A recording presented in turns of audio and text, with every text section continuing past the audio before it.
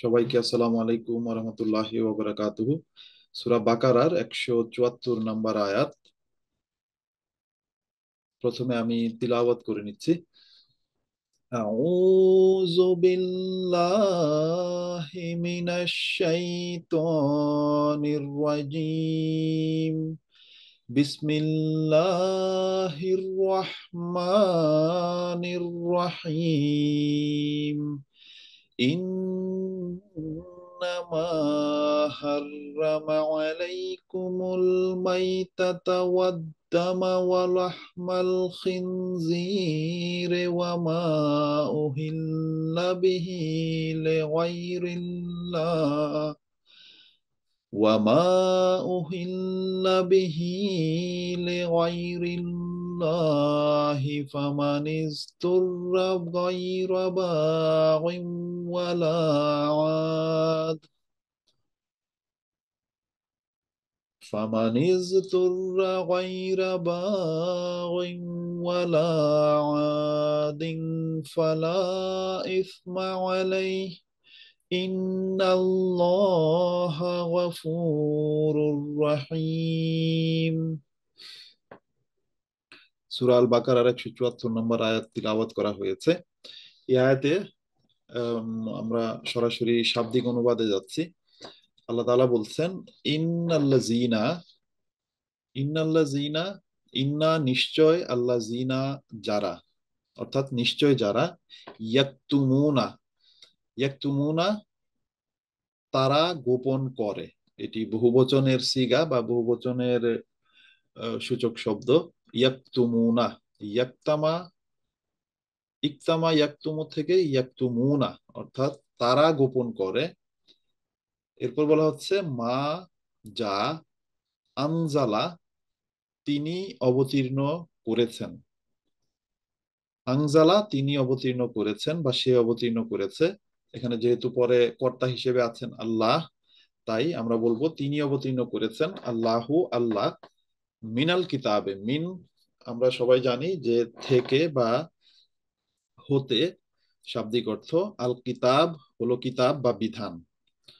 তো মিনাল কিতাব কিতাবের মধ্য হতে বা কিতাবের যা কিছু তিনি অবতীর্ণ করেছেন, অর্থাৎ আল্লাহ তাআলা অবতীর্ণ করেছেন। এরপর বলা হচ্ছে ওয়া ইয়াশতারুনা, ওয়া এবং ইয়াশতারুনা। ইয়াশতারুনা তারা গ্রহণ করে, তারা বিনিময়ে গ্রহণ করে। বিহি, এখানে বিহি বিহি হলো তার বিনিময়ে বা তার প্রতিদানে। ওয়া ইয়াশতারুনা এবং তারা গ্রহণ করে, বিহি তার বিনিময়ে বা তার প্রতিদানে, সামানান। সামানান শব্দের শাব্দিক অর্থ হচ্ছে মূল্য বা দাম।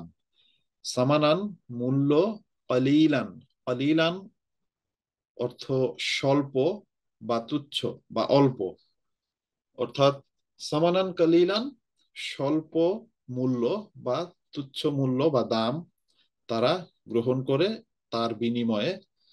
এরপর বলছেন আল্লাহ তাআলা উলাইকা এরাই, উলাইকা এরাই, মা ইয়াকুলুনা। মা শব্দের দুটি অর্থ হতে পারে। এতদিনে আমি আশা করি সবার এটি জানা হয়ে গিয়েছে। মা একটি অর্থ হয় না, আবার একটি অর্থ হয় যা। তো এখানে বলা হচ্ছে মা ইয়াকুলুনা, তো এই আয়াতে এর অর্থ হবে না, অর্থাৎ না, মা মানে না, ইয়াকুলুনা তারা ভক্ষণ করে। ইয়াকুলুনা শব্দের শাব্দিক অর্থ তারা খায় বা তারা ভক্ষণ করে। আর যেহেতু আগে মা আছে, অর্থাৎ তারা ভক্ষণ করে না। ফি বুতুনিহিম, ফি না, আম,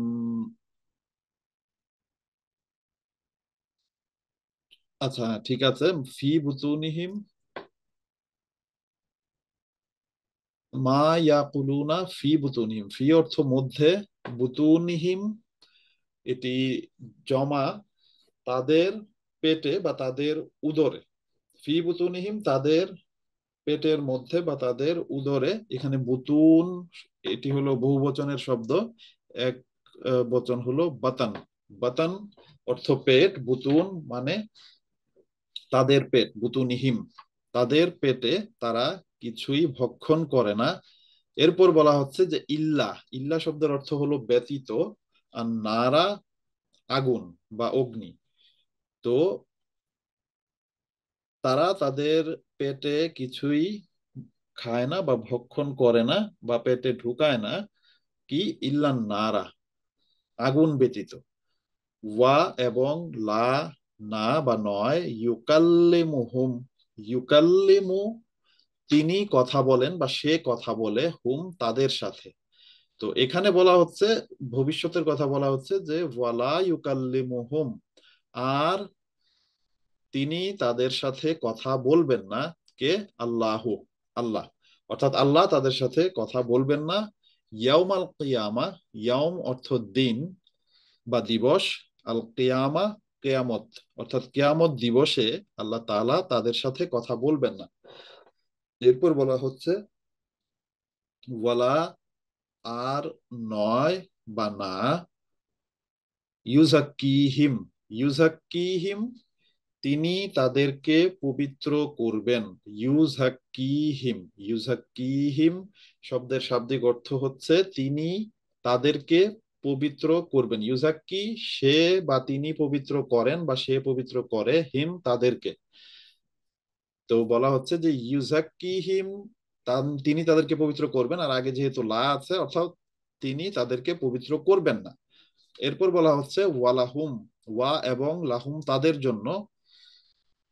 এখানে আরো যদি ভেঙে বলি তাহলে লা অর্থ জন্য, হুম তাদের, অর্থাৎ ওয়া এবং লা, তাদের লা, এই যে শুধু লা, এরপরে যদি আবার এখানে আলিফ থাকতো অর্থাৎ লা বলতাম, তখন এটির অর্থ হতো না বা নয়। আর শুধু লাম এর উপর যখন জবর থাকে, লা, তো এটির অর্থ হয় জন্য, লাহুম তাদের জন্য।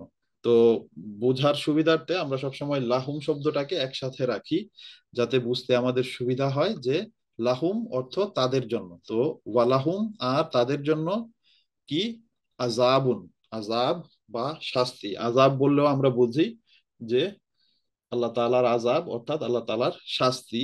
আলিম যন্ত্রণাদায়ক, উর্দুতে বলে দর্দনাক। আলিম খুবই যন্ত্রণাদায়ক শাস্তি।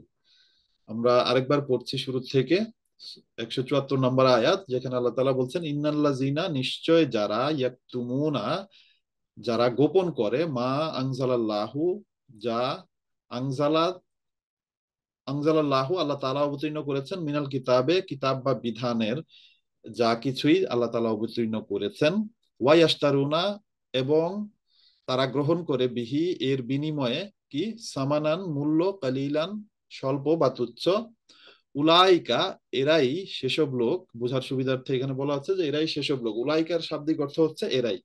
তো মা ইয়াকুলুনা তারা ভক্ষণ করে না, ফি বুতুনিহিম তাদের উদরে বা তাদের পেটে, ইল্লান নারা আগুন ব্যতীত আর কিছুই তারা তাদের পেটে ভক্ষণ করে না।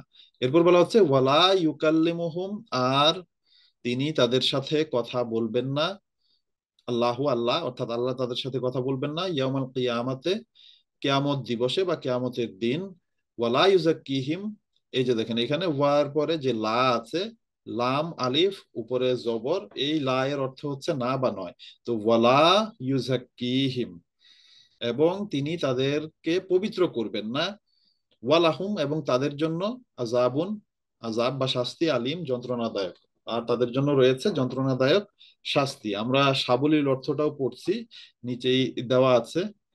আচ্ছা, এটি 175 নম্বর আয়াত, আমার বলতে ভুল হয়েছে, উপরে বারবার ওই 174 নম্বর আয়াতের আয়াত নাম্বার লেখা ছিল, তাই আমি বলতে গিয়ে 174 বলেছি, এটি হবে 175 নম্বর আয়াত।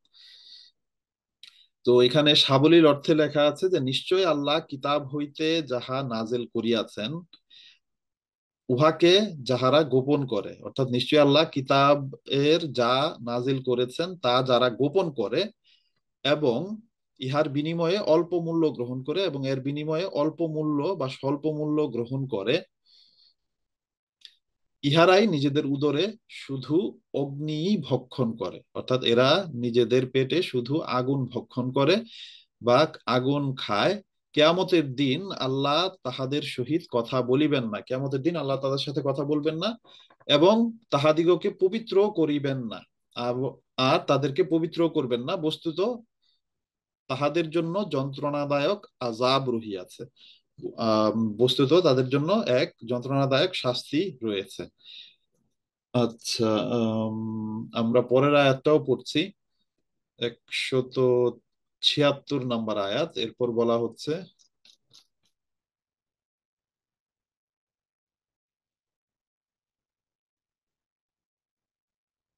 আচ্ছা, আজকের ক্লাসে যারা আছেন তাদের মধ্য থেকে কেউ কি বলতে পারেন যে আমরা কি 174 নম্বর আয়াত পড়েছিলাম, আগের আয়াতটা?